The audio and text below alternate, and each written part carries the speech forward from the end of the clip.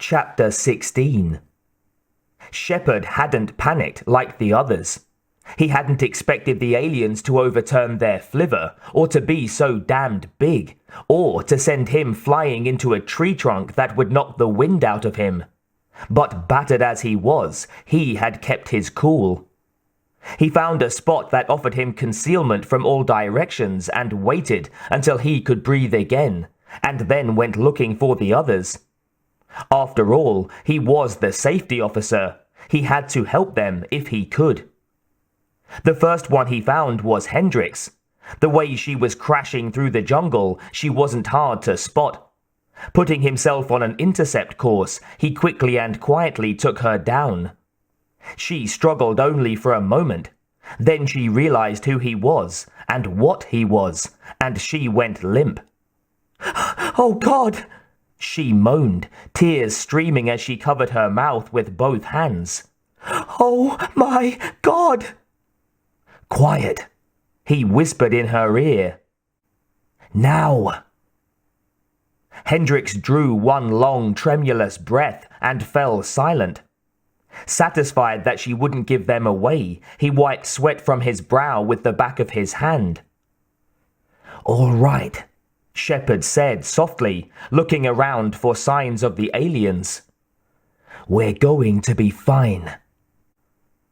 We just have to keep our wits about us. Ripley and her people have survived encounters with these life forms. We can too." Hendrix sniffed back a thread of snot. "We're not them. We're just flower farmers." "But we've got the benefit of their experience. All we have to do is get back to the control center. Then we can regroup and go at this another way." "Whatever you say." But she couldn't stop the fear from welling in her eyes. Shepard hunkered down in front of her. "I swear to God, we're going to make it. You believe me?" Hendrix knuckled away a tear. "Do you believe me?" he demanded. She nodded. "Good," he said. He extended his hand. "Now, get to your feet. We've got some walking to do."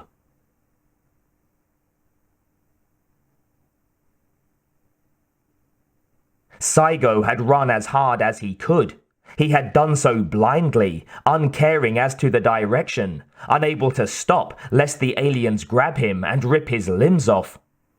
Because that was what he pictured them doing, and regardless of how he tried to put the image from his mind, it lingered with him, eating him from the inside. But now Saigo found he couldn't run anymore. His chest felt as if there was a weight pressing against it, and the muscles in his legs burned as if they were on fire.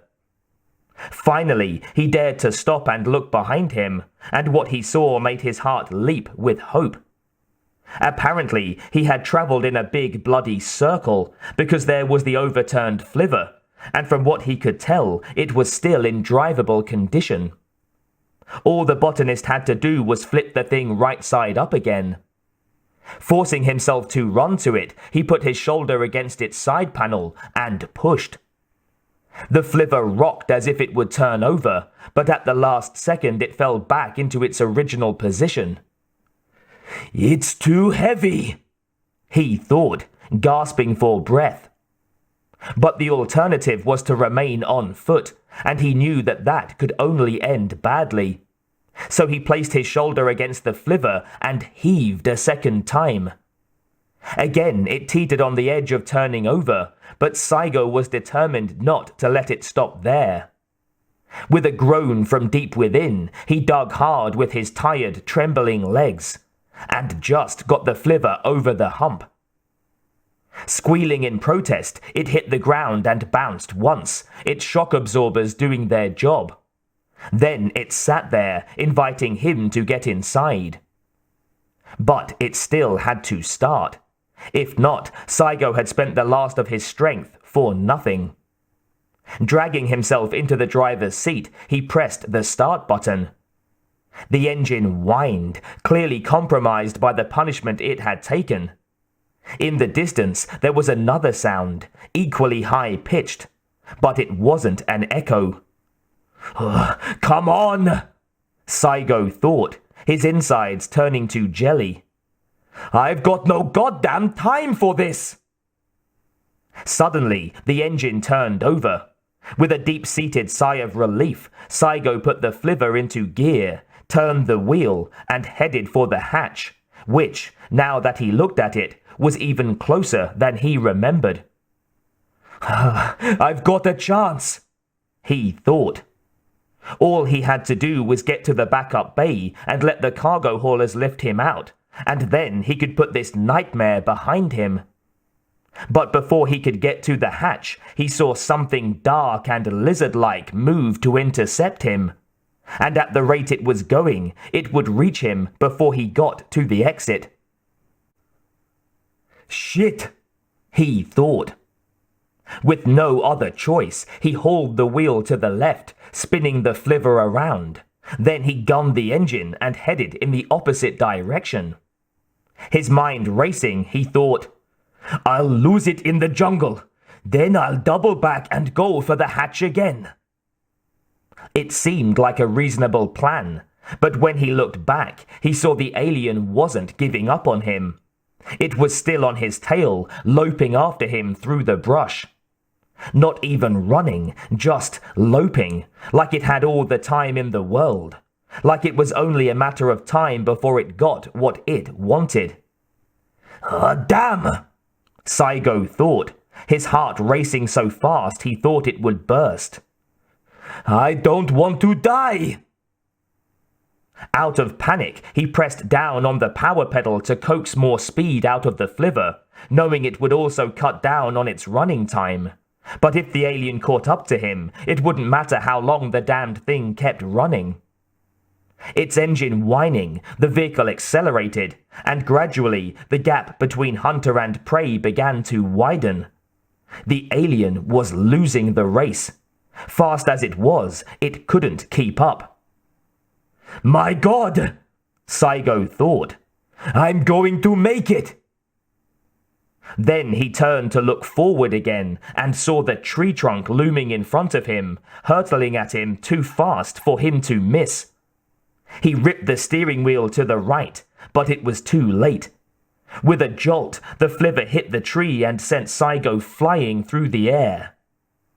Clenched like a fist, he braced himself for the bone-cracking impact that seemed sure to follow. But it never happened.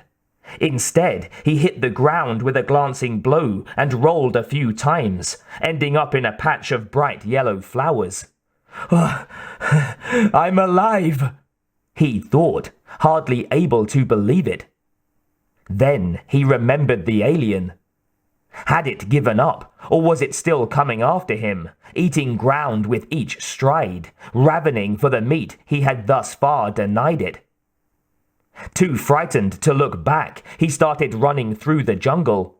But he couldn't make his legs pump the way he wanted them to, the way he needed them to. They were shaking too badly, his fear and his rough landing taking their toll. "I've got to move!" he thought. At the same time, he heard something, a rustling in the jungle behind him. It could have been the wind caressing the leaves, but in his heart, Saigo knew it was more than that. His insides liquefied. "No!" he thought. "Please, God, no!" Then his legs gave out altogether, spilling him onto the dark, wet ground. He tried to get up, to gather his feet beneath him, but it was no use. All the fight had gone out of him. For what seemed like a long time, Saigo sat there whimpering. Tears rolled down his cheeks, stinging his flesh, as he waited for the end like a mouse beneath a cat's paw. But nothing happened, and the longer he went on breathing, the more he began to wonder why. Finally, the botanist found the strength to look back, to try to catch a glimpse of what was behind him. But it wasn't the alien he saw there, standing half in shadow. It was Rex, his tongue hanging out, his breath coming hard, as if he had been doing some running. The dog! Saigo thought giddily. Just the goddamn dog! Then he realized there was something looming behind it. Hendricks stopped alongside Shepard, beside a spreading blue-blossomed jacaranda, and eyed the hatch that led to the control center. It was less than 50 meters away, framed by stands of bamboo. Barely a sprint, she thought. But it would take a few seconds for the hatch to open for them, and while it did, she and Shepard would be out in the open. Unfortunately, they had no alternative. Shepard turned to her, beads of sweat standing out on his forehead, and jerked his thumb in the direction of the hatch. Hendricks nodded, indicating she was as ready as she would ever be. But before they could make their dash, her companion's brow furrowed, and he scanned the jungle around them. "Do you hear something?" he whispered. Hendricks listened. Nothing. Not even the hiss of leaves moving in the breeze. I don't think so. Then she did hear it, a rustling somewhere above them, too distinct to be denied. Her heart leapt into her mouth, threatening to choke her. As Shepard slowly tilted his head back and looked up, she thought, "Maybe I'm wrong. Please let me be wrong." Shepard grimaced. "Ah, shit." Somehow finding the metal to follow his gaze, Hendricks saw a silhouette stretched across the branches above them, something angular and vaguely insectoid-looking, and her insides turned to ice water. Shepard's Adam's apple climbed his throat and descended again, and his weapon shifted subtly in his hands. "Get out of here," he told her. Hendricks felt her throat start to close, cutting off her breath. "I can't," she mewled. Because if she just stood there, there was a chance the thing would go away. But if she ran, the nightmare would start all over again. Shepard turned to her, his eyes round with single-minded intensity. "Do it," he rasped. With a little cry of fear, Hendricks ran.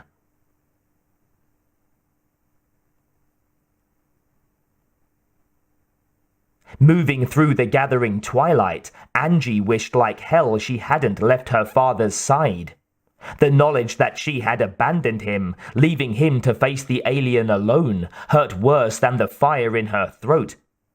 But she could find it in herself to ignore the pain because she knew it wouldn't last long. Without a plan or a direction, she would soon be food for the aliens herself. As she thought that, she heard something, a movement among the leaves, but she couldn't tell what direction it was coming from. Turning around slowly, she peered into darkness and thicker darkness, alert for even the slightest sign of trouble. Just as she was starting to doubt there had been anything in the first place, something grabbed her arm.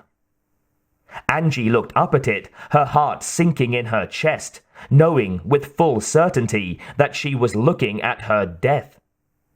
But it wasn't an alien she found herself gaping at. It was Ripley. "Ah, Christ!" she sighed, her heart hammering so hard it seemed as if it would break a rib. "Let's go," Ripley whispered. "Go where?" "To Dome 7, where the Betty is. We don't have the luxury of using the backup bay anymore." Angie had to concede that it was their best option, though she didn't know if she could climb the chain. But as she looked into her savior's hard, dark eyes, she had something more urgent on her mind. I left my father back near the flivver. He may still be alive, said Ripley, making it sound absurd. Not anymore. Why not? Ripley looked around warily. Too much time's gone by. Forget him. He's my father, goddammit! Was your father. Unless you want to wind up the way he has, I suggest we move on.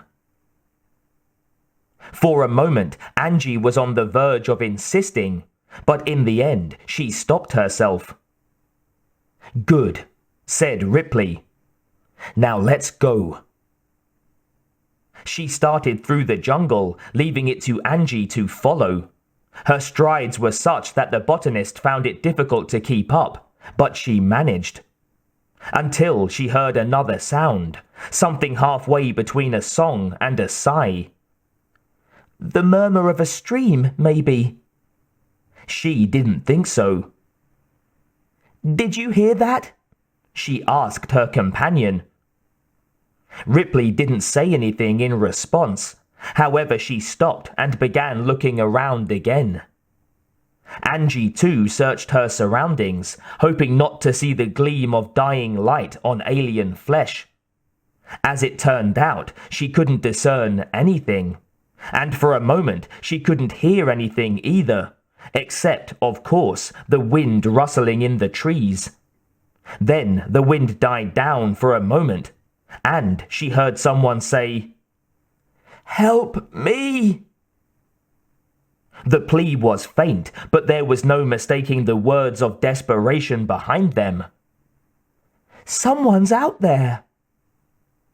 She couldn't tell who it was or where they were. Turning to Ripley, she said, "Someone's calling for help." Yes, said Ripley, her nostrils flaring. Then she pointed with her shock rifle. That way. Angie didn't see anything in that direction, but she trusted her companion's senses. What are we waiting for? Ripley glanced at her. Then, silent and powerful as a hunting lioness, she moved forward. As before, Angie stayed close to her, and not just for safety. She wanted to find the person who had called for help. Dad? She couldn't help thinking. She had all but seen him die, and Ripley had said there wasn't any hope for him. But until Angie saw the evidence with her own eyes, she couldn't rule out the possibility that he had survived. I'm coming, she thought. Please let it be you.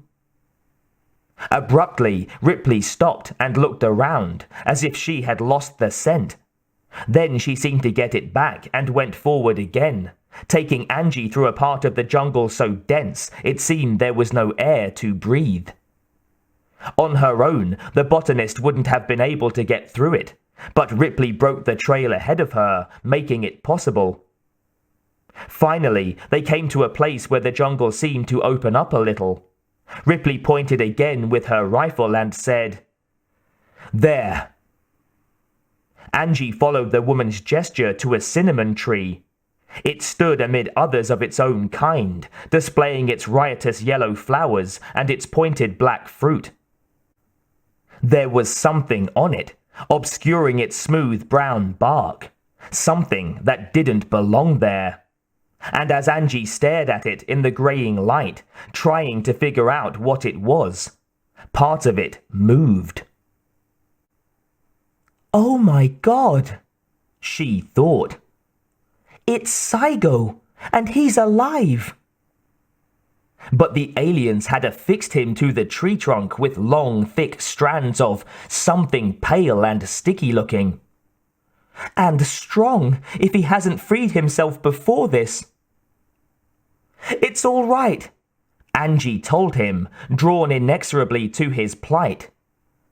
We're here to help. Saigo looked down on them, his eyes brimming with misery. Oh, please, he said, before it comes back. "We've got to get him down," Angie told Ripley. Taking hold of the highest strand she could reach, she started to pull. "There's an embryo inside him," said Ripley. "No," said Saigo, shaking his head. "They just left me here. Get me down, I beg you." "He's got an embryo," Ripley insisted. "Just like Pandor, which means one of the aliens is a queen." "Please!"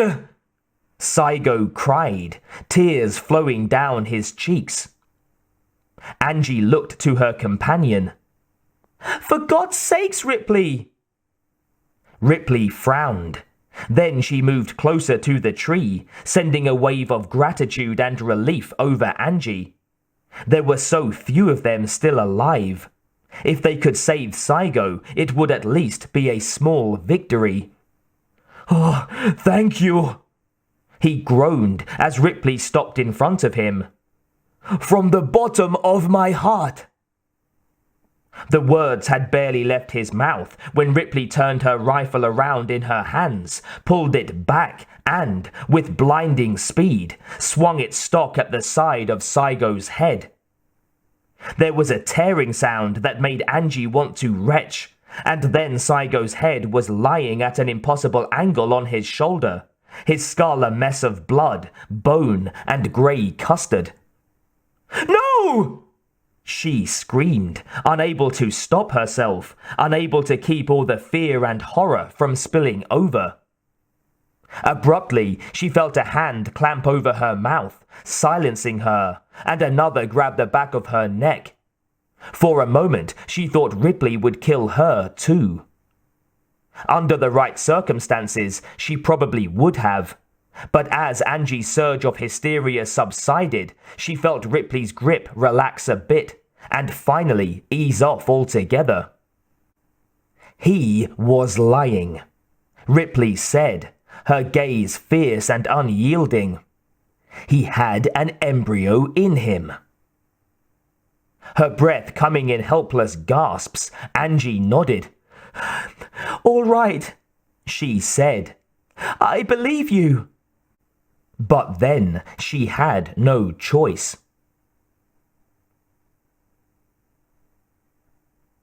"It's coming," Hendricks thought. Given an adrenaline boost by her fear, she ran faster than she had ever run before, so fast her feet barely touched the ground. It was hard to imagine anything running fast enough to keep up with her, much less catch her. But the alien was doing just that. She could hear it moving through the jungle, rustling the foliage. It didn't seem to be in a hurry, but it was steadily getting closer. A whimper escaped her. She would never outrun it. Never. There had to be another way, and as a broad old kapok loomed in front of her, looking ghostly in the twilight, she believed she had found it. There was a crotch in the tree not much more than a meter from the ground, and its lowest branches were only a little higher. If she could grab a branch and drag herself up the crotch, there were other limbs within reach. Sturdy limbs, the kind that could hold a woman's weight indefinitely if they had to. But Hendricks would only get one shot. If she took too long climbing into the crotch or reaching the one above it, the alien would get her. And she couldn't imagine what that would be like. Didn't want to imagine it. "Do it right the first time," she insisted. Then the tree was right in front of her, and she had to leap. But when she sprang, she did it off the wrong foot, and her jump was awkward, and it looked like she would fall short of the branch she needed. "No!" she thought. "Please, God, no!" Somehow, Hendricks managed to grab a different branch, one lower than the branch she had hoped for. It didn't give her much leverage, but she was able to plant her foot against the trunk and wrestle herself into the crotch. Moaning with fear, she reached for another branch to haul herself higher. That was when she realized she had gotten her foot wedged in the narrowest part of the perch. And when she looked back, the alien was coming, shambling, loose-limbed like a dog, except no dog was ever so driven to kill. It was coming, and she was stuck, and if she stayed that way, it would rip her apart and eat her brains from her bloody, cracked skull. So she had to move. She had to pull her foot free. But the alien was getting closer, so close she could see the slick, dark obscenity of its cranium, and the juices dripping from its mouth, and the glint of its big, deadly teeth. With a cry of anguish, Hendricks twisted her foot free of its prison. Then she began to climb again, her arms and legs trembling, sure that she was moving too slowly and that the alien would take her down from behind. But it didn't. She was able to keep going, higher and farther out from the trunk, until she reached the slimmer and suppler limbs above. She embraced the fact that she was still alive, but she didn't dare think beyond that. She just climbed. Finally, Hendricks found the courage to look down. The alien was standing on the grass below, its neck craned so its eyeless head could look up at her. But it wasn't following. Her instinct to take the tree had been a good one. "It's not a climber," she thought giddily.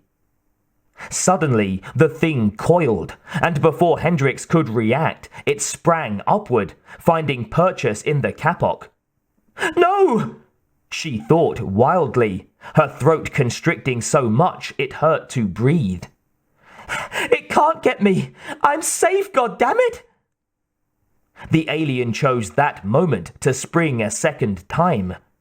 It was almost close enough to grab her ankle now, its mouth opened hungrily, revealing the smaller set of teeth within.